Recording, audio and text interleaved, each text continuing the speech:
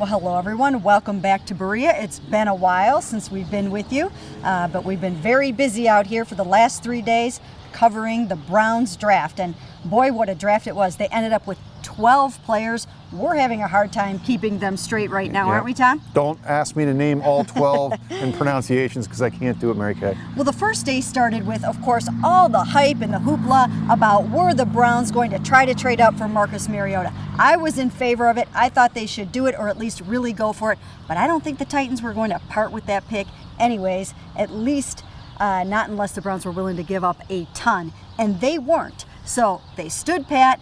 They got Danny Shelton and Cam Erving on the first day, and then they ended up with 12 players by the end of it. But once again, no quarterback coming out of this draft. They are sticking with Josh McCown and Johnny Manziel for now. Yeah, like you said, there was so much build up to this, and would they or would they not go up and get Mariota? And we pretty much now know, barring some kind of trade, if Zach Mecklenburger becomes somehow available. But barring that, we know who the quarterbacks are going to be. And, they've obviously are trying to build a good team around this quarterback situation, which isn't going to go away anytime soon. Well, yeah, you know what? I asked Mike Pettin about that in the post-draft press conference. I said, people are skeptical. You've got Josh, you've got Johnny. And he said, we are not going to over-prioritize the quarterback position, and we are confident with the guys that we have in that room. We've been hearing all kinds of things about teammates, saying that Johnny's really a different guy. And so the Browns are going with Johnny, and I believe that Josh McCown will be the starting quarterback now on opening day. Yeah, I tend to agree with you at this point. We look at what they did in this draft. They upgraded their offensive line. They added a running back. They added a guy who I think is a pretty good, maybe a good third down back in Duke Johnson. You wrote about him today out of Miami.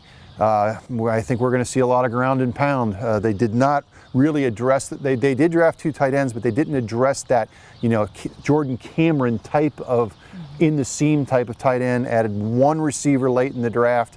So I think we're going to see a lot of running the football again this year. Yeah, you know what? That was another thing. Everybody always waits for Ray Farmer to take that wide receiver. I think he's just trying to be rebellious, and he's just not going to do it.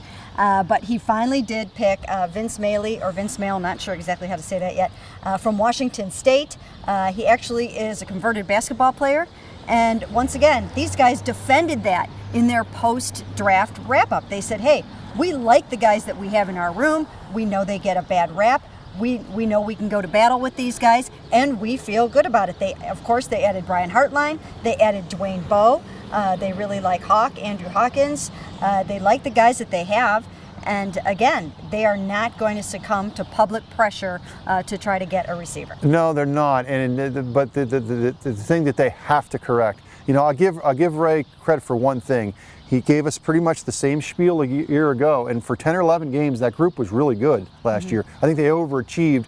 They're excellent as far as yards per catch, but Mary Kay, they were last in the league in touchdowns, and as you know, this the league, you got to score touchdowns. You can't win on field goals all the time, and they added 2 touchdowns, NFL touchdowns with those 3 guys that they added. So, is it going to get better this year? Maybe, but you can see there's reason for skepticism. Getting back to the quarterbacks for a minute, there was a report from NFL Network at the top of the day today that the Browns were trying to trade up into number 103 and that they were going to take Bryce Petty. The Jets jumped up and took him instead, but Ray Farmer said not true. They did make calls. I know for a fact that they did call the Jaguars there. I've been told that they have, but they were not going for Bryce Petty there. So this is another sort of vote of confidence for what they have in the room, and also for working with Johnny right now. If they're going to have a developmental guy, it's going to be him right now. Yeah, and again, he was saying today, Mike Pettin was saying, look, they're not going to push him. They just want him to try to develop as quickly as can, obviously, but there's not going to be a pressure to come in here and be the starter. Again, this season, we all remember what last year was like and what a circus that was. I don't think that those expectations, at least at first, are going to be there. I'm really interested to see what this offense looks like, of how they're going to do it. And you know what? There's a lot of other really interesting names that we don't have time to get into all here, but go back on cleveland.com and look at guys like Nate Orchard, who had 18 and a half sacks last year. That was second in college football. He's got a really interesting backstory. A lot of these guys really do. Yeah. Duke Johnson, once again, he left Miami as their all-time leading rusher. I had an NFL executive text me after that pick and say, I love that back. So the Browns added some very, very interesting players in this draft.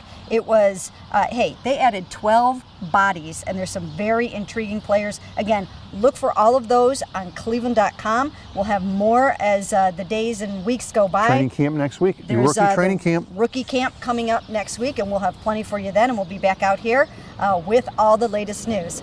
For now, that's it from Berea.